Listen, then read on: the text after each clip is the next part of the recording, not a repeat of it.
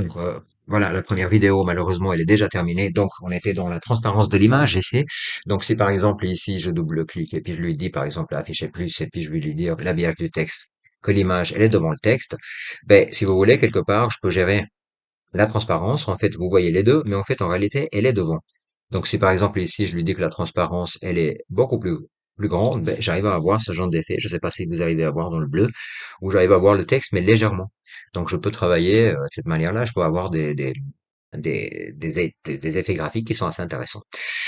Alors, autre chose, ici, si vous, donc, encore une autre fois, donc, vous perdez les options si vous êtes là, mais si vous double-cliquez, vous les retrouvez tout de suite. Là, vous pouvez compresser les images, vous pouvez donc les rendre, vous pouvez les importer ici et vous pouvez en fait revenir à rétablir l'image de base. Par exemple, si je clique rétablir l'image de base ici, il me supprime la transparence. Dans les styles d'image, j'ai des choses qui sont très intéressantes aussi, d'accord? Je peux rajouter des cadres, je peux travailler des choses avec l'image, ça peut être assez intéressant à faire au niveau graphique. Autre possibilité, je peux travailler les bordures, les effets d'image. Ici, je peux faire des ombres, d'accord, sur les images. Donc là, je vais peut-être enlever. Alors, vous avez vu que le fond, il est transparent avec les PNG. Donc, je vais peut-être le rétablir simplement. Donc, dans les effets, ben, les ombres, on peut avoir des ombres comme ça. On peut travailler, on peut avoir des effets qui sont assez intéressants. Les dispositions d'image, vous les connaissez. Les bordures d'image aussi. Alors, là où moi, j'aimerais, et les habillages, vous les connaissez aussi, bien sûr. Là, on peut aussi rogner les images. Donc, on peut se dire que ben, là, on va pas garder toute la partie de Super Mario. On va garder, par exemple, que sa tête. Donc, si on clique dessus, ben, on aura juste la tête de Super Mario qu'on pourra déplacer où on a envie. D'accord? Dans notre document.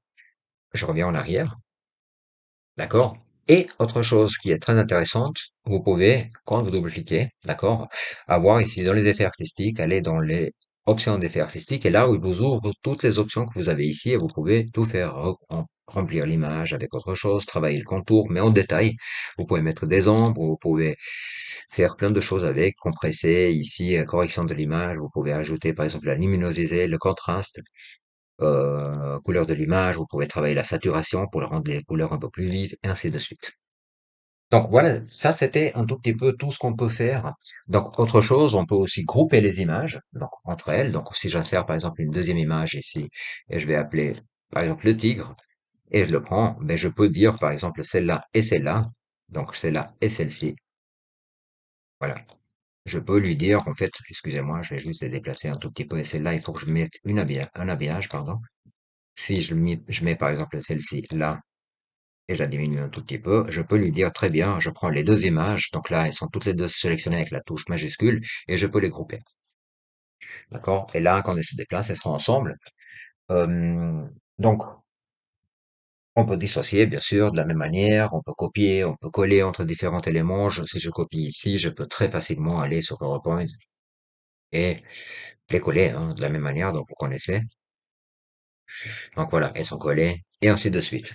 Donc vous avez vu donc que tout est possible avec les images sur Word. Alors, nous allons voir dans la troisième vidéo aussi les différentes choses qui sont traitées dans les examens, les différentes possibilités, comment, les différentes manipulations, les différentes astuces en fait, si vous voulez, pour les images.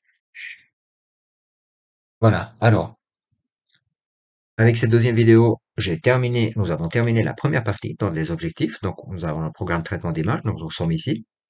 Nous allons maintenant travailler dans l'autre vidéo, la création des images, c'est-à-dire sur GIMP, nous allons faire plusieurs choses. Nous allons travailler les niveaux, les fonctions, les sélections, les filtres, les corrections, les fonctions correctives, et nous allons voir tous les points qui sont ici dessus. Et dans la dernière vidéo, donc la quatrième, on va voir ensemble tous les cas de figure dans les examens qu'on peut avoir. D'accord? Voilà.